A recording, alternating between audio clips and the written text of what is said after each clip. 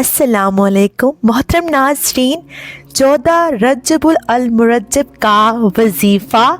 جو شخص 14 رجب المرجب کو 3 بار ان کلمات کو پڑھے گا انشاءاللہ اس کی ہر مراد پوری ہوگی۔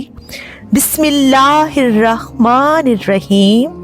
یا حیو یا قیوم یا احی لا یموت لا الہ الا انت لا الہ الا اللہ العظیم الحلیم لا الہ الا اللہ رب العرش العظیم لا الہ الا اللہ رب السماوات لا الہ الا اللہ رب السماوات ورب الارض ورب العرش الکریم۔